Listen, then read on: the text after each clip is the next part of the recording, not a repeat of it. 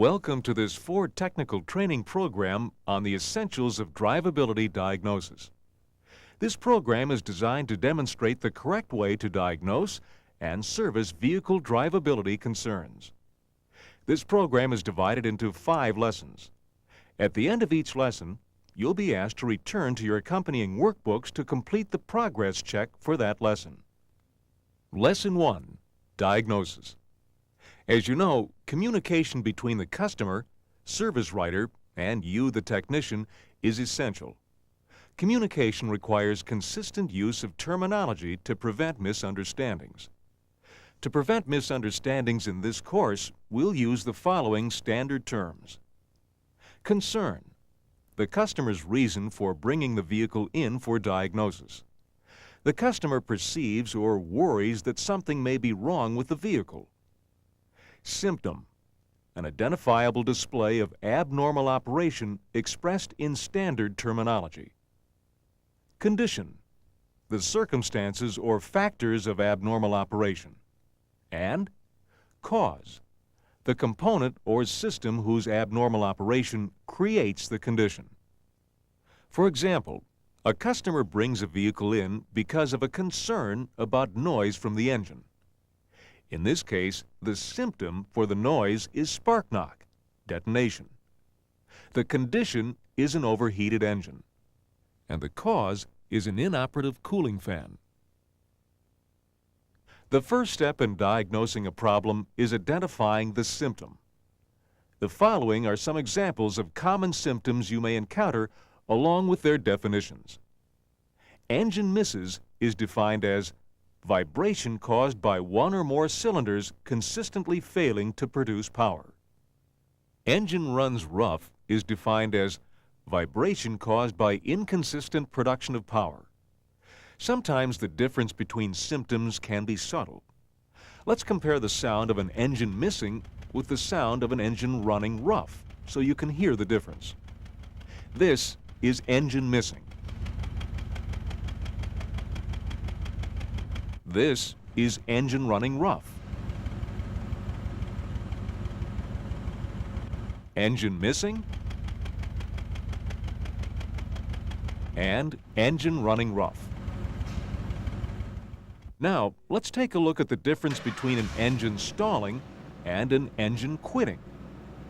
Engine stalls is defined as engine stops running under load. This usually occurs at idle when a transmission gear is engaged. However, the engine will readily restart. While engine quits is defined as the engine stops running for no apparent reason. But again, the engine will readily restart. Dieseling is defined as engine continues to run after the key is turned to the off position, but now runs very roughly. Engine surge is defined as engine speed changes while throttle position remains steady. Now, let's compare hesitation to stumble. Hesitation is defined as a lag occurs between the time the accelerator is lightly pushed, tipped in, and acceleration begins. Stumble is slightly different and is defined as a drop-off of power between the time the throttle is opened more and speed increases. Buck jerk and trailer hitching are another pair of similar symptoms. Buck jerk is defined as a sudden lurch due to power flow interruption during acceleration. Trailer hitching differs from buck jerk in that it is a sudden lurch that occurs due to power flow interruption during deceleration. Rolling idle is defined as engine speed varies frequently during idle.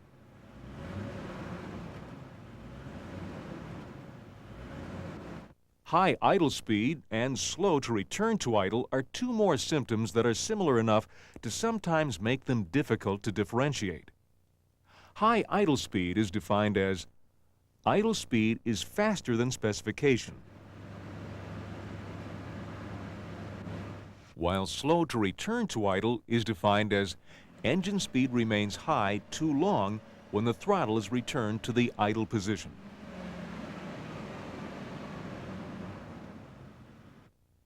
Now that you've taken the first step in determining the problem by identifying the symptom, you're ready for diagnosis. Diagnosis is a careful examination of the symptoms in an attempt to identify the condition. Accurate diagnosis is only possible when you understand and apply the relationships between symptoms and their causes. A systematic process is required to relate the symptom to the cause. There are 9 steps to this process. 1. Verify the symptom. 2. Identify the condition. 3. Identify related symptoms. 4. Identify the systems. 5. Perform diagnostic tests. 6. Interpret test results. 7. Isolate the root cause. 8. Repair the problem. And 9. Verify the repair. Let's look at each of these steps in detail. Experience the symptom for yourself. If you only go by what someone tells you, you may not have a complete or accurate description. There could be misunderstandings due to differences in terminology, or the symptom may be caused by driving techniques or circumstances that you might not encounter on a typical test drive. For example, if the driver complains of lack of power from a car with a manual transmission, you would want to verify that the driver knows which gear to select for the circumstances. The best situation is for the driver to demonstrate the symptom to you. If that's not practical, try to obtain information about the circumstances when the symptom occurs. This will enable you to duplicate the circumstances. For example, if the driver says that the symptom only occurs while driving uphill, you would want to conduct a test drive including hills. A quick and accurate diagnosis is only possible when you have knowledge of symptoms and their causes. Use your knowledge about relationships between symptoms and conditions to determine what are the possible causes of the symptom. More than one problem may be causing the symptom. Remember to consider all possible causes of every symptom. For example, lack of power is usually associated with air-fuel ratio, ignition timing, engine compression pressures, and gear ratios. Limit your evaluation to the likely conditions. For example, you would not bother with the drive shaft. More than one symptom may be caused by the same problem. Ask about other symptoms that may not have been mentioned, which could be caused by the same conditions that cause the primary symptom. For example, the conditions that cause lack of power can also cause other symptoms, such as engine misses, engine runs rough, poor fuel economy, induction backfire, exhaust backfire, spark knock, exhaust smoke, stumble, and hard starting. If other symptoms exist, then identify the conditions that each of the symptoms have in common. For example, you discover that the vehicle also has these symptoms: engine runs rough, engine misses, hard starting, and exhaust smoke. Ask yourself what conditions the multiple symptoms have in common. Refer to the PCED shop manual for additional symptoms. By identifying other symptoms and relating the conditions that cause the symptoms, you rule out a number of conditions. For example, there are only 2 likely conditions that the symptoms have in common: air-fuel ratio and engine compression. There's no need to spend time on gear ratios and ignition timing. Of course, a vehicle can have more than one malfunction at a time, so multiple symptoms can be from unrelated conditions. Use your skills and knowledge to recognize the relationships between symptoms and conditions. Select the most likely causes from the list of possible causes in the PCED manual and from your own knowledge and experience. Think about the differences in symptoms that can be caused by the different systems. This will help you select the most likely causes. If causes are equally likely, then use cost factors to prioritize the systems that you'll check first. Cost depends on time and materials. Time is usually the basis for decisions about the sequence of tests. First, test the systems that can be tested quickly.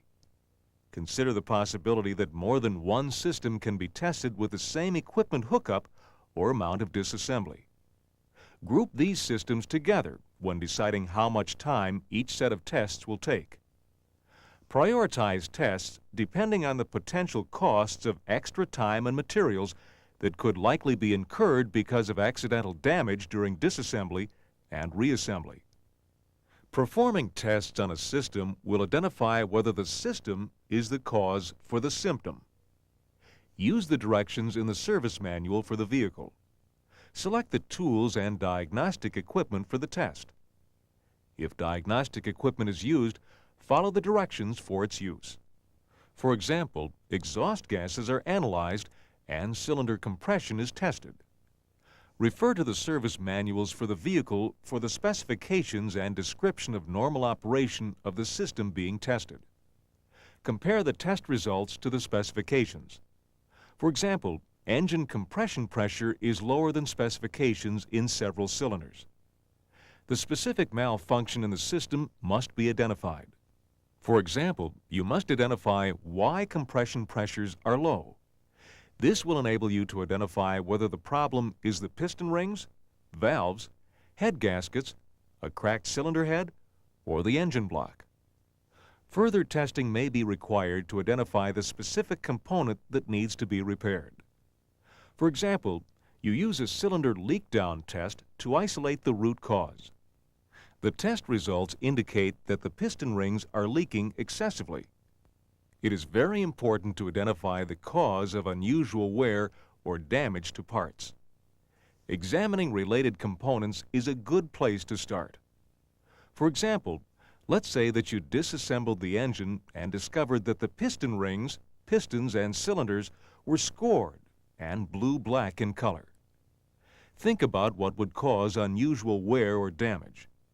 For example, the likely cause is an occasion of engine overheating. Investigate to find out if the driver experienced a situation that may have caused the damage, or look for physical evidence of damage. For example, ask if the driver experienced an incident of engine overheating. Let's say the answer is yes. If a previous situation occurred, ask if the problem was successfully identified and repaired. Your investigation may discover that there is another problem to be repaired. For example, ask what was done to the cooling system and if the engine overheated after the repair. Let's say that the thermostat was recently replaced and the driver did not notice overheating thereafter. Whether the previous problem was repaired or not, you should be alert for evidence that the problem may still exist. Otherwise, you risk damage that could reoccur after you've made your repairs. Even if the cause of the previous problem was repaired, you should consider that other parts may have been damaged. For example, inspect for a warped or cracked engine block or cylinder heads. It's also possible that the previous repair was done improperly or was a misdiagnosis. Look for evidence of causes of the initial problem. For example, let's say you find that the engine cooling fan is inoperative. Use your skills and knowledge and the recommended procedures for making the repair. After repairs have been completed, test the vehicle for the original symptom or symptoms. Be alert for new symptoms because mistakes can happen during repairs or new problems can develop. Be especially alert for conditions that may have caused the initial problem. For example, you should carefully monitor engine temperature and operation of the cooling system. Diagnosis and repair is much quicker and more accurate if a logical thought process is used. It's mind over matter. Spend a few moments thinking the problem through, rather than hours of unnecessary tests and disassembly reassembly. This is the end of Lesson 1. Please stop the tape, then return to your workbook and complete the progress check questions for this lesson.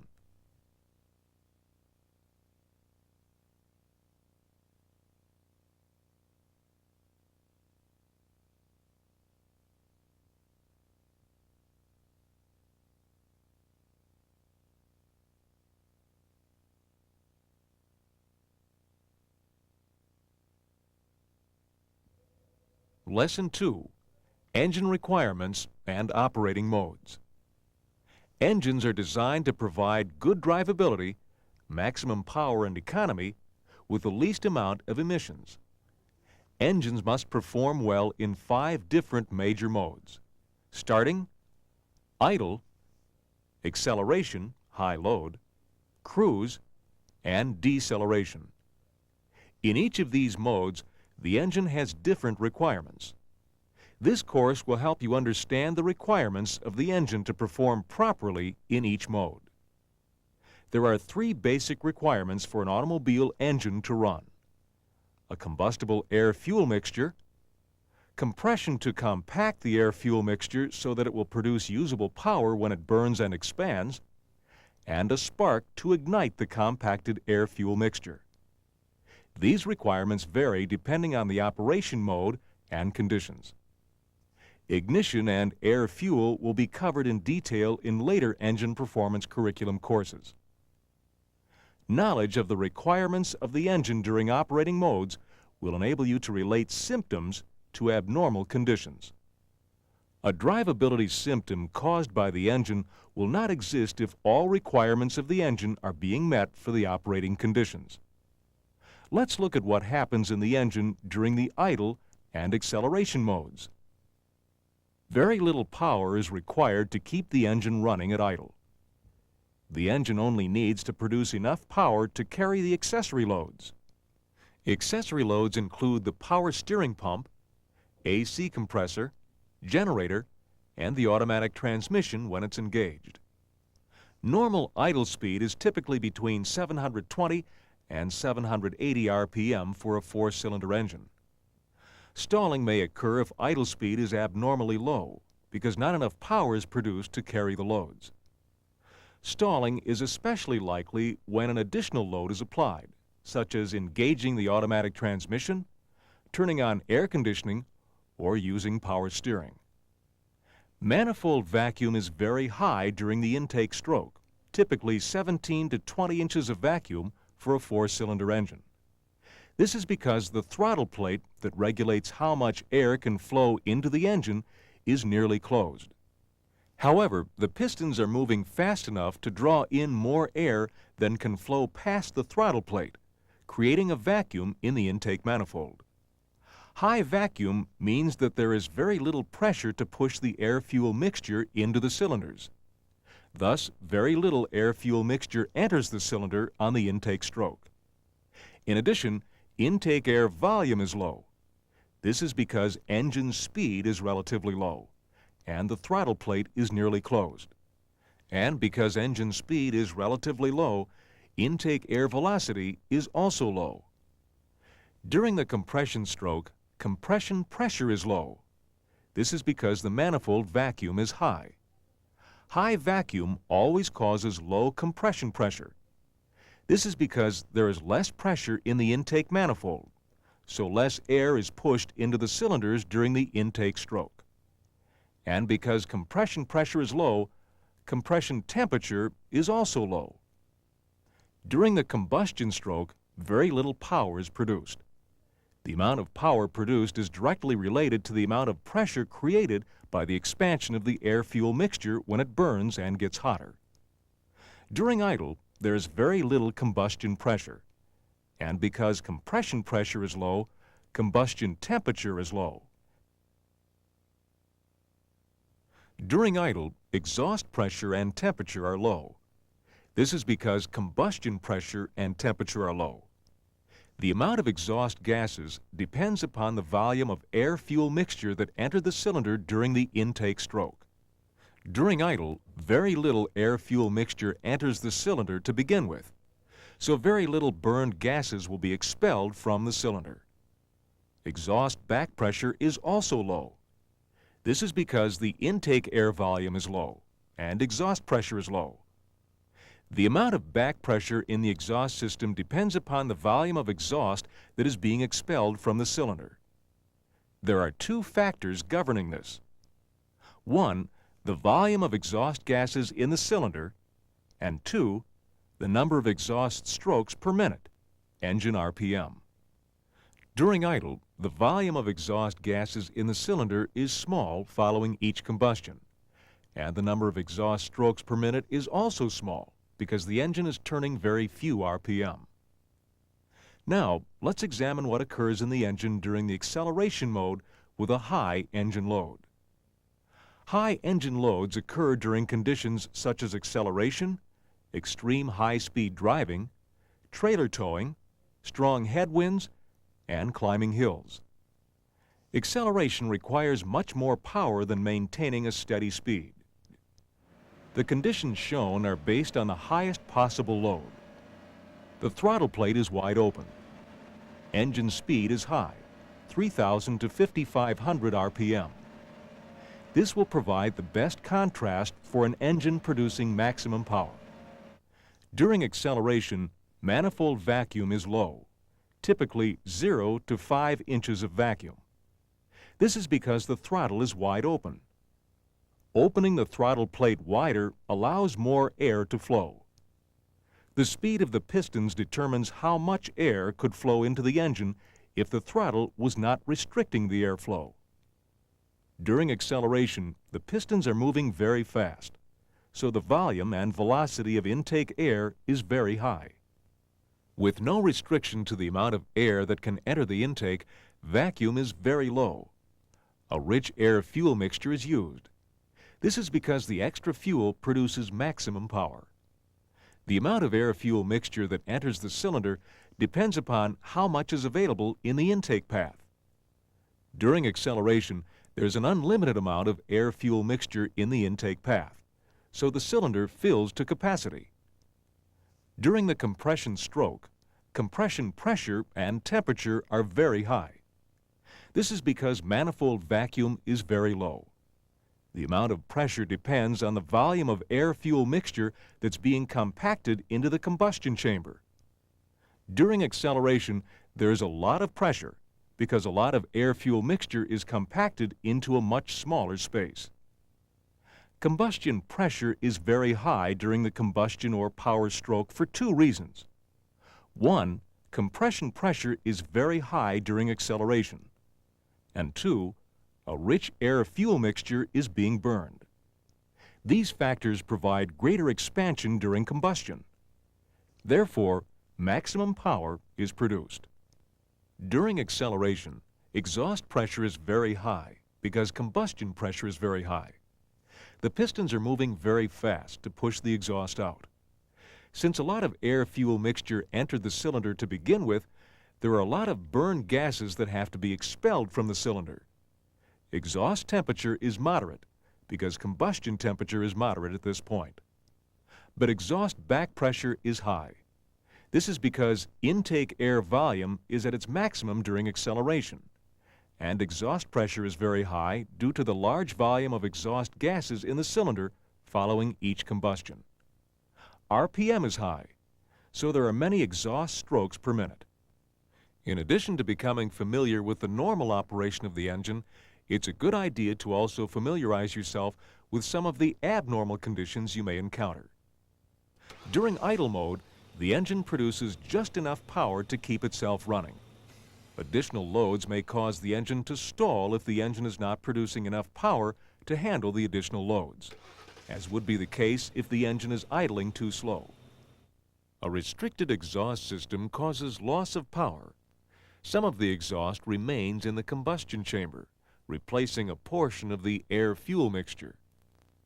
In the description of different operating modes, you learned how the relationship between RPM and throttle opening determines the airflow volume and velocity during the intake strokes. And you learned how the volume of air in the cylinder determines the pressures and temperatures during compression, combustion, and exhaust strokes. However, other factors affect the amount of power that can be produced by the air-fuel mixture. Air temperature and barometric pressure are factors outside the engine that affect its power. The temperature of the intake air affects power. Warmer air is not as dense because it is expanded from being heated. Therefore, it contains less oxygen for the burning process. Also, Air that has already expanded will produce less expansion during the burning process. Therefore, warmer air produces less power. The density of the intake air affects power. When the barometric pressure is lower, there is less pressure to push it into the engine's intake. The other aspect of lower barometric pressure is that the air is less dense. Therefore, it contains less oxygen for the burning process. Also, air that is less dense will expand less during the burning process, and therefore produces less power. You hear about changes in barometric pressure in the daily weather reports. However, the slight changes caused by weather are much less important than the large differences in barometric pressure that occur with changes in altitude. Barometric pressure is much lower at higher altitudes than it is at sea level. Since an automobile may be driven between places with different altitudes, its engine will operate in different conditions. In some areas, a relatively short drive can be over terrain that will be at widely varying altitudes. For example, in some places, you can drive from sea level to the top of a mountain 10,000 feet high in less than an hour. There is much lower pressure and less oxygen in the air at 10,000 feet. Yet the driver wants the car to perform well in any location. Furthermore, the engine must produce a lot of power to climb the mountain. However, less power is produced at high altitude due to low barometric pressure.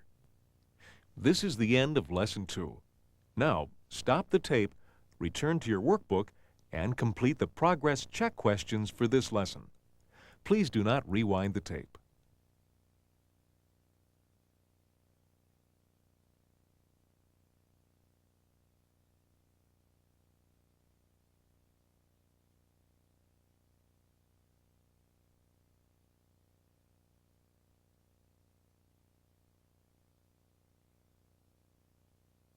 Lesson 3, Electronic Engine Control.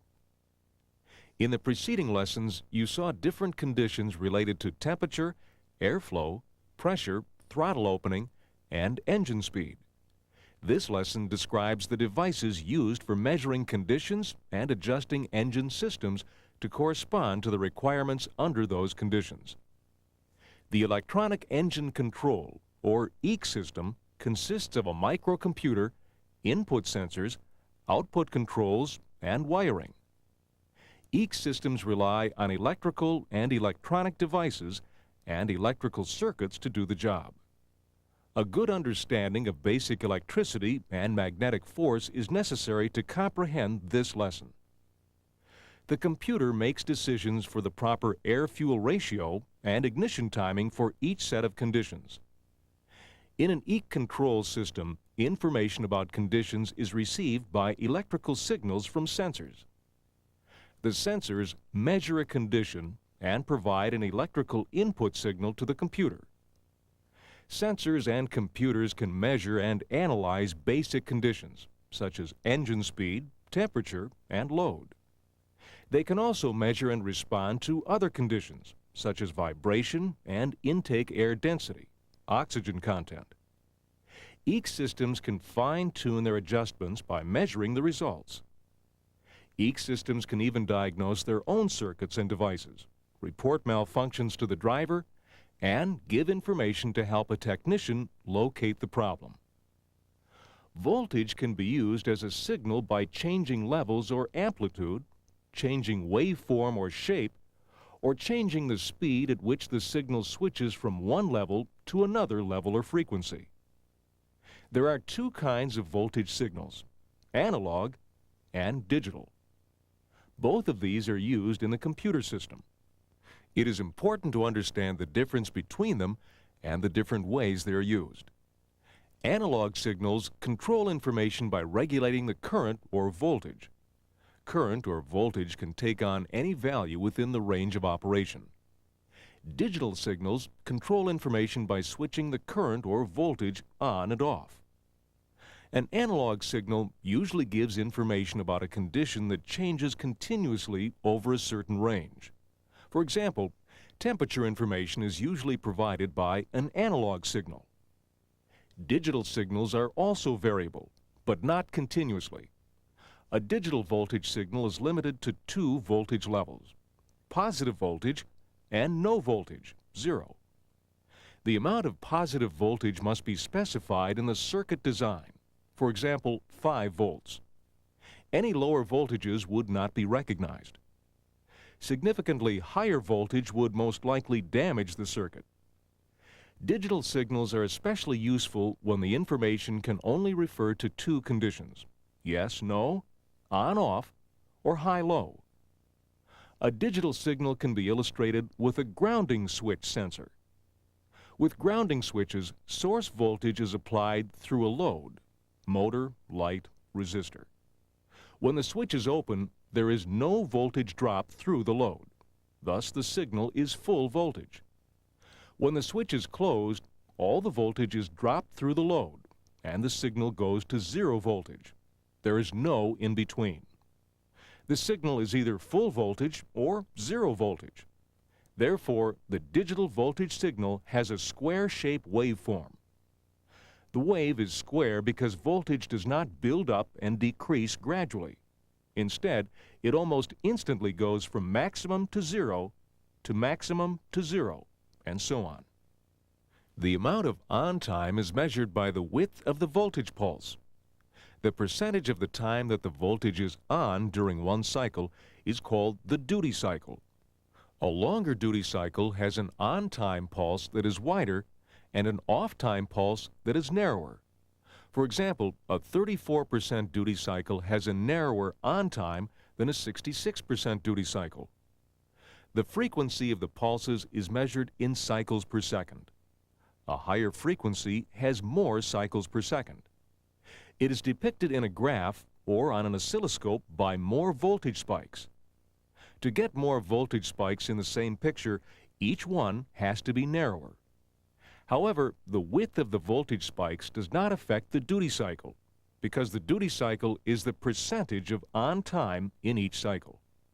The PCM measures pulse width for some inputs and also generates outputs with varying pulse widths.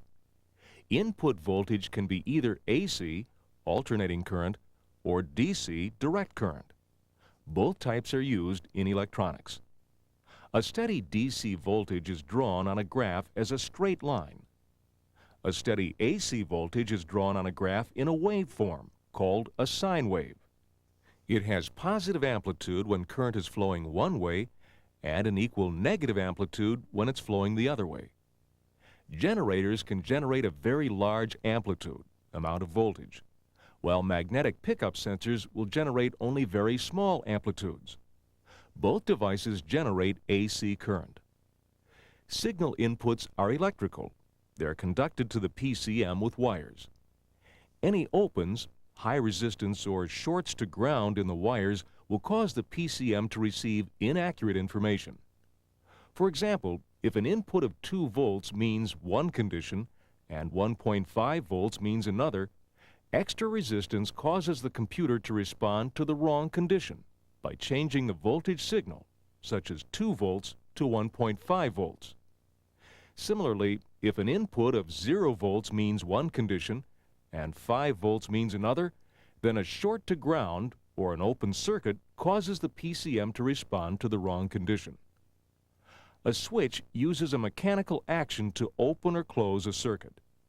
Switching may be done with either power side switching or ground side switching. Power side switching circuits are also called voltage input switching circuits.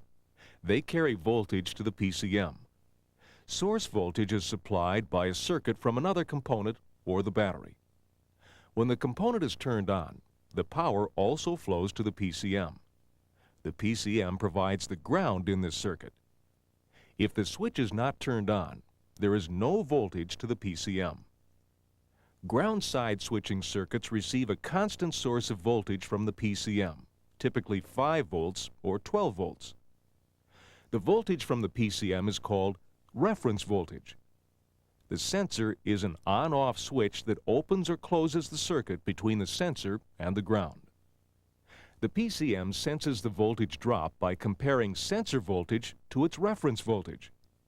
An open switch causes a voltage drop across it. A potentiometer uses a variable resistor to regulate the voltage in a circuit. The resistance changes depending on the position of the wiper arm.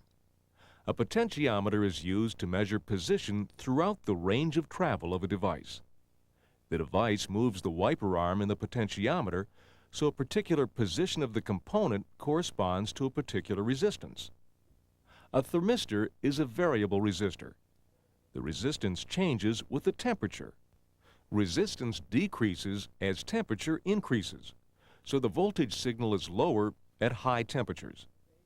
A transducer is a variable resistor that changes its resistance value as the pressure changes. Transducers are used to measure pressure. The Hall element generates a small voltage when it's exposed to a magnetic field, and the voltage stops when the magnetic field is removed. An optical device switches a ground circuit on and off electronically.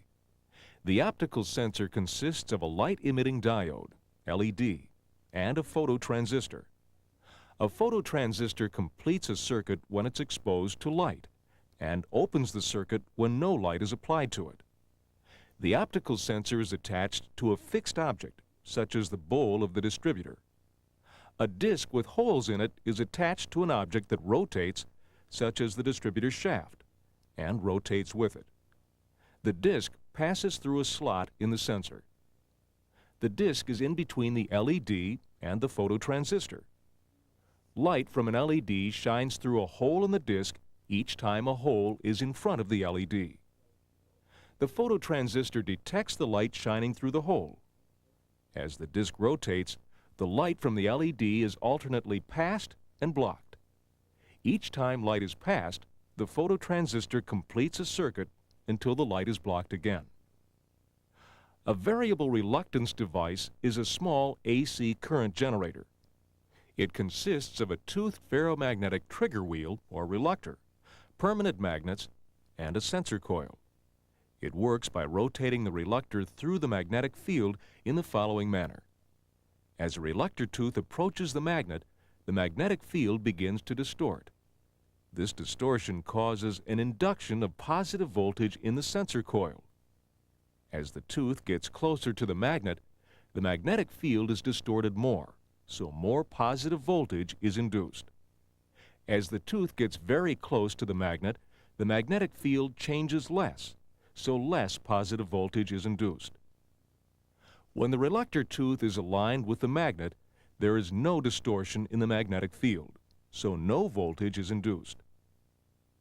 As the reluctor tooth moves away from the magnetic field distorts in the opposite direction. This distortion causes an induction of negative voltage in the sensor coil.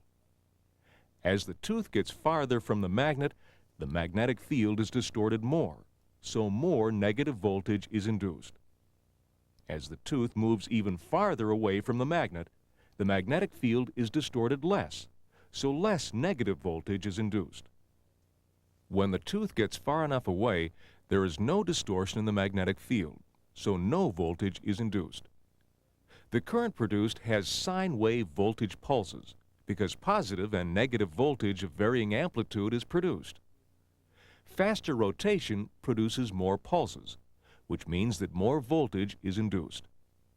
A variable reluctance sensor, or VRS, may be used in an EEC system to measure engine speed, RPM, or position of the crankshaft for cylinder identification, or CID. Different numbers of teeth on the trigger wheel can be used to measure crankshaft position and RPM.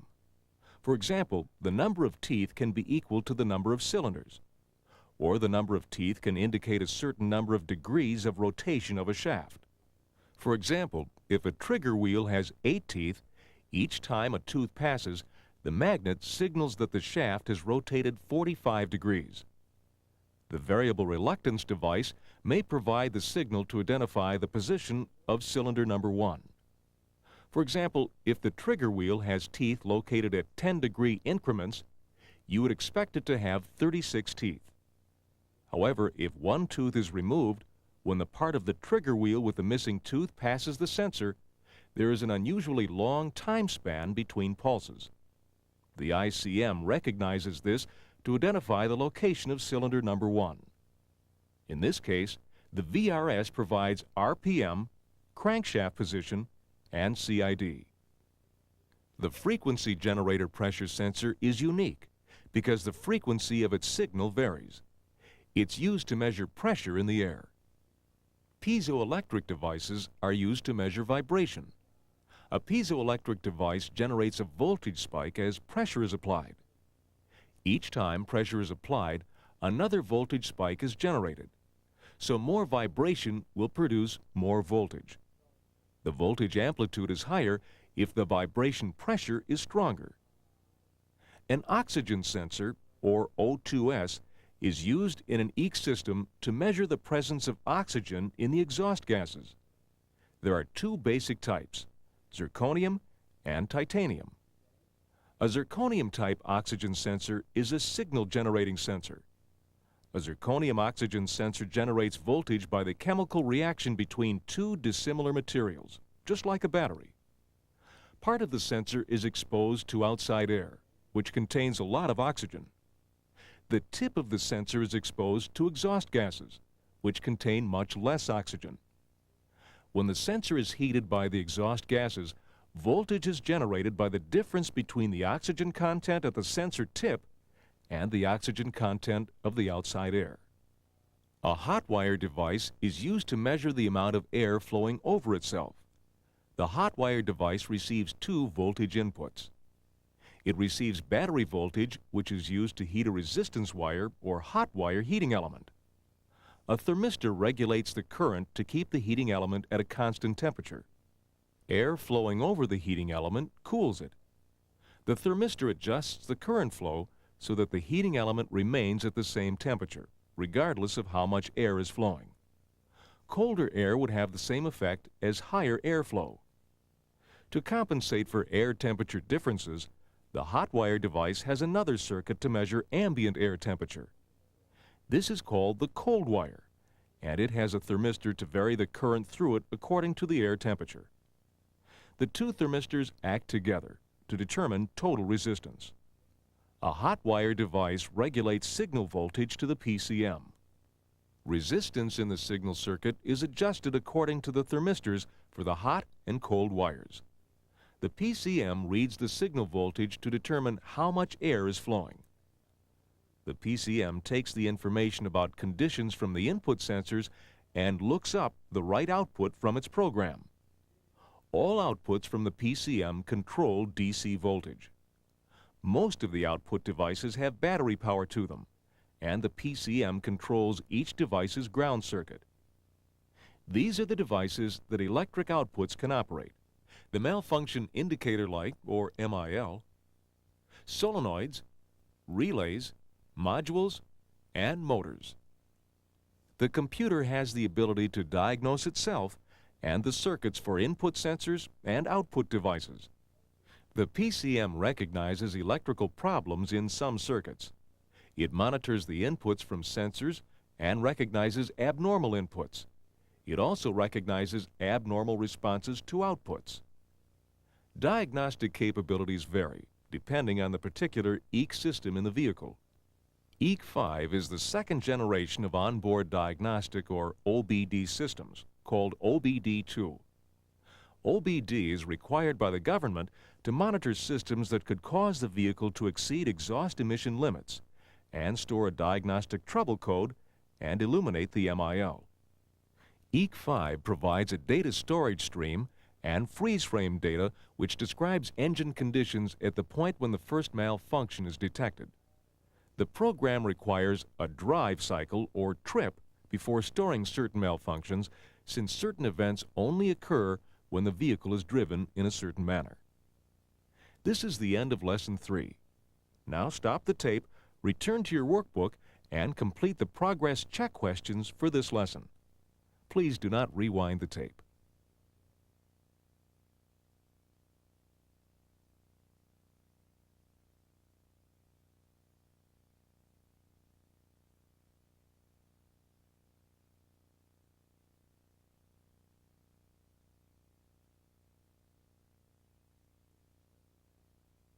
Lesson 4, Base Engine Causes of Drivability Symptoms. This lesson describes the drivability symptoms that can be caused by the base engine. Drivability symptoms will occur if any of the requirements for good combustion are not met. One of those requirements is compression. Compression is dependent upon the cylinder to bring in a normal amount of air-fuel mixture and containing that air-fuel mixture in the cylinder. These operations are the function of the base engine. There are other malfunctions of the base engine that can simulate drivability symptoms. This lesson provides an overview of drivability symptoms and possible causes related to the base engine. An engine repair course would help you understand the relationships between drivability symptoms and the base engine. Low engine compression means that the compression pressure in all of the cylinders is uniform but abnormally low. Low engine compression can cause drivability symptoms like lack of power, poor fuel economy, engine stalls, hard starting or no start in severe cases, excessive emissions, and exhaust smoke. High engine compression means that the compression pressure in all of the cylinders is uniform but abnormally high. High engine compression can cause drivability symptoms such as spark knock and hard starting. These symptoms and their relationship to cylinder pressure will be explained in the ignition course of the engine performance curriculum. Uneven compression means that there is a significant difference in the compression pressure in one or more cylinders. Different compression pressure in individual cylinders causes unbalanced power delivery. Differences in power produced by each cylinder can cause drivability symptoms such as engine runs rough and engine misses. In addition, the drivability symptoms listed for low engine compression and high engine compression are caused when one or more cylinders have abnormal compression pressure. Low compression pressure in one or more or all cylinders can be caused by valve trains restricting or preventing normal airflow because the valves do not open their normal amount due to worn camshaft lobes, bent push rods, inoperable hydraulic valve lifters, or any of these parts not to specifications. Low compression pressure can also be caused by valve trains restricting or preventing normal airflow because the valves do not open their normal amount due to a slipped or improperly installed timing belt or chain. In this case, compression pressure will be low in all cylinders. Any cylinder that produces less power will be assigned a number less than 100% depending on its power relative to the highest one. A power balance test will not distinguish whether the power in a cylinder is low because of compression, ignition, or air-fuel. However, it will identify the particular cylinder or cylinders to investigate. This is the end of Lesson 4. Please stop the tape, return to your workbook, and complete the progress check questions for this lesson. Do not rewind the tape.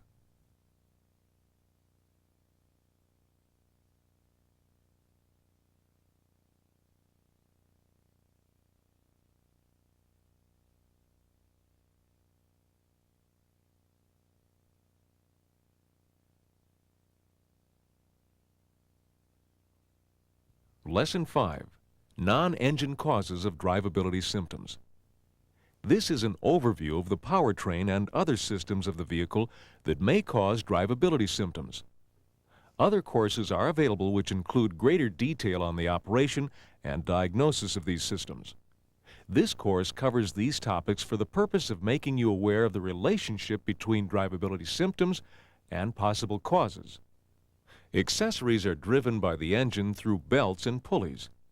These accessories include the power steering pump, secondary air pump, generator, water pump, and air conditioning. An unbalanced condition in any of the pulleys or belt-driven accessories could cause a vibration that may simulate a rough-running engine. Causes of imbalance include bent pulleys, gouged belts, and bad bearings. An imbalance is also caused by separation of the rubber insulator in the harmonic balancer at the front of the crankshaft. A harmonic balancer is used on some engines to absorb natural vibrations. Automatic speed control systems control the throttle opening to maintain a constant speed when they're engaged. During hill climbing, they will open the throttle as far as necessary to produce the amount of power needed. The speed control will change the speed of the engine. A malfunctioning speed control can make erratic or abrupt changes to throttle position. A malfunctioning speed control may disengage without warning, which causes the throttle to close suddenly. Also, the speed control may kick out under heavy loads. The automatic transmission will shift and operate the torque converter lockup clutch as normal during use of the speed control. With the speed control operating, the driver may not realize the changes in accelerator position, so the shift may not be expected. This video was intended to provide you with a basic understanding of the essentials of drivability diagnosis. Remember, procedures and specifications are subject to change without notice. Always consult the latest available information. This is the end of Lesson 5. Please rewind the tape, then return to your workbook and complete the progress check questions for this lesson.